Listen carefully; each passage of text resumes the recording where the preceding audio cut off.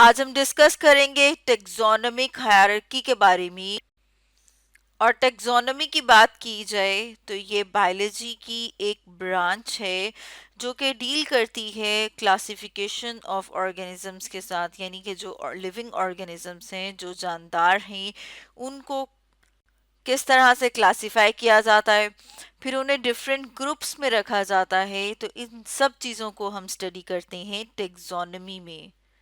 और जो living organisms होते हैं उन्हें डिवाइड किया जाता है मुख्तलिफ ग्रुप्स में। और वो जो ग्रुप्स हैं, या फिर हम कहते हैं जो यूनिट ऑफ ग्रुप्स हैं, उन्हें कहा जाता है टेक्सा या टेक्सोन। जैसे यहाँ पर हम अपने सामने ये डायग्राम देख रहे हैं, और इस डायग्राम में हम देख रहे हैं कि ग्रुप्स को अरेंज किया हुआ है। अब ये जो अरेंजमेंट है, अगर हम इसकी बात करें तो हम देखते हैं कि जो अरेंजमेंट है वो इंक्रीजिंग ऑर्डर में भी हो सकती है और डिक्रीजिंग ऑर्डर में भी हो सकती है। So, यहाँ पर इस डायग्राम में हम देख रहे हैं कि सबसे बड़ा जो ग्रुप, या सबसे बड़ा हम कह रहे हैं कि टेक्सा है, वो क्या है, वो डोमेन है। और उसके बाद जो आता है उसे किंगडम कहा जाता है, जैसे कि यहाँ पर हम अपने सामने देख रहे हैं। यहाँ पर हम जा रही हैं हायर से लोअर की तरफ। उसके बाद हम देखते हैं कि जो टेक्सा या ग्रुप आता है उसे फाइलम कहा जाता है। फाइलम के बाद क्लास, क्लास के बाद ऑर्डर, ऑर्डर के बाद आ जाती है फैमिली, फैमिली के बाद आ जाता है जीनस, और जीनस के बाद आ जाती है स्पीशी।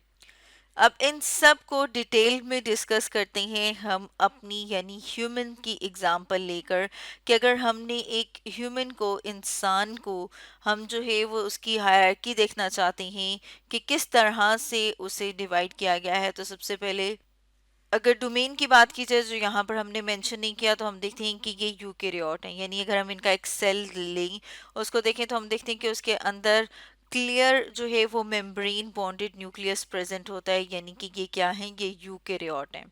उसके बाद अगर हम किंगडम की बात करते हैं तो ये किस किंगडम से बिलोंग करते हैं, एनिमेलिया से, यानी ये क्या है, एनिमल्स हैं। और एनिमल्स जो है कौन से वाले ऑर्गेनिजम्स होते हैं, वो लिविंग ऑर्गेनिज्म, वो जानदार जिन्हें के हम देखते हैं कि जो मूव कर सकते हैं, हरकत कर सकते हैं। इसके अलावा और भी करेक्टर्स हैं, लेकिन मेनली हम देख रहे हैं ये करेक्टर।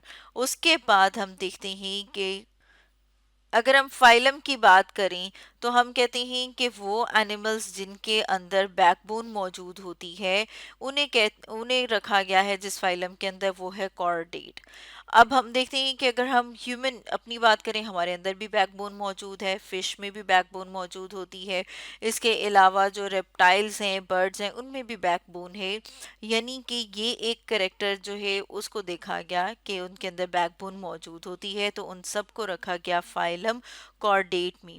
तो यानी कि यहाँ पर हम एक और चीज़ देख रहे हैं कि हम कुछ खास करेक्टर्स को देखते हैं, वो करेक्टर जिन एनिमल के अंदर पाए जाते हैं, फिर वो वाले एनिमल्स जो मिलते जुलते होते हैं उन्हें एक क्लास के अंदर रखा जाता है या एक ग्रुप के अंदर रखा जाता है। तो अब अगर हम मैमल्स की बात करें तो मैमल्स जो हैं वो वाले कॉर्डेट होते हैं जिनकी बॉडी के ऊपर फर या बाल मौजूद होते हैं, और उनके पास मिल्क ग्लैंड या मेमरी ग्लैंड्स मौजूद होते हैं, और ये अपने बच्चों को बर्थ देते हैं, अपने यंग वंस को पैदा करते हैं और उनको दूध पिलाते हैं। जैसे हम देखा ना कि इंसान का जो बच्चा है वो इंसान होता है, और अगर हम बर्ड्स की बात करें तो वो अंडे देते हैं, वो बच्चे नहीं देते। तो वो एनिमल्स जो कि जिनके यंग वंस पैदा होते हैं, उनकी बॉडी के ऊपर बाल होते हैं या फर होती है, और वो अपने बच्चों को दूध पिलाते हैं, उन्हें हम कहते हैं कि वो आते हैं क्लास मेमेलिया में, जिन्हें के मैमल्स कहा जाता है। अब अगर हम ऑर्डर की बात करें तो एक ऑर्डर है जिसे कि प्राइमेट कहा जाता है। प्राइमेट में वो वाले मैमल्स आ जाते हैं जिनके पास बोन, कॉलर बोन मौजूद होती है, और जिनके पास जो है वो ग्रास्पिंग फिंगर्स मौजूद होती हैं, जैसे कि हम अपनी उंगलियों को जो है वो हिला सकते हैं, किसी चीज़ को पकड़ सकते हैं। इसी तरह से हम देखते हैं कि जैसे गोरिल्ला है, मंकी है, उनमें भी ये दोनों करेक्टर मौजूद होते हैं। तो ह्यूमन के साथ साथ वो भी इस ऑर्डर के अंदर आते हैं। यानी कि अब हम क्योंकि हाई से लो की तरफ जा रहे हैं तो हम देखते जाएंगे कि जो बहुत क्लोजली रिलेटेड हैं सिर्फ और सिर्फ आगे वो रहते जाएंगे। जैसे कि मैमल्स में हमने देखा था एक ब्रॉड ग्रुप है। उसके बाद हम देखते हैं ऑर्डर जो कि प्राइमेट, तो प्राइमेट में हम देखते हैं कि सारे के सारे मैमल्स नहीं आते, बल्कि ख़ास वो मैमल्स आते हैं जिनके पास कॉलर बोन होती है, जिनके पास ग्रास्पिंग फिंगर्स मौजूद होती हैं। उसके बाद अगर हम बात करें जो टेक्सोनोमिक ग्रुप आता है उसे कहा जाता है फैमिली होमिनॉइड्स, या जिसे कि फैमिली होमिनिडी बोला जाता है। उसमें हम देखते हैं कि वो वाले प्राइमेट्स आ जाते हैं जिनके अगर फेस को देखा जाए तो फ्लैट फेस होता है। इसके अलावा उनके पास थ्री डायमेंशनल विजन मौजूद होता है, जैसे कि हम जो है हमारी जो विजन है वो भी थ्री डायमेंशनल है। जैसे कि हम अपने आसपास इर्द गिर्द मौजूद चीज़ों को जो है वो देख सकते हैं, और जब हम चीज़ों को देखते हैं तो उनके दरमियान फासला जो है वो हमें देखने से अंदाज़ा हो जाता है। अगर कोई चीज़ हमसे दूर है तो वो भी हमें पता लग जाती है कि ये कितनी दूर है, कितनी नज़दीक है। तो इस तरह का जो विज़न होता है उसे हम कहते हैं थ्री डायमेंशनल विज़न। और इस फैमिली के अंदर जो है वो 8 ऐसी स्पीशीज आती हैं जो कि एक्सटिंक्ट हो चुकी हैं, यानी कि जो कि अब ज़मीन के ऊपर मौजूद नहीं है। एक्सटिंक्ट हम उनको कहते हैं कि जो पहले किसी ज़माने में ज़मीन के ऊपर रहती थी लेकिन अब नहीं है। जैसे कि अगर हम डायनासोर्स की बात करें तो डायनासोर्स अब जो है वो नहीं है, वो एक्सटिंक्ट हो चुके हैं। इसी तरह से 8 स्पीशीज इस फैमिली की एक्सटिंक्ट हो चुकी हैं। उसके बाद जो हम देखते हैं ग्रुप, उसे कहा जाता है होमो। होमो जो है उसमें इस तरह के ऑर्गेनिजम्स, इस तरह के एनिमल्स होते हैं जिनके अगर हम पोस्चर की बात करें तो वो इस तरह का होता है, जैसे कि यहाँ पर हम देख रहे हैं कि हम सीधे खड़े हो सकते हैं।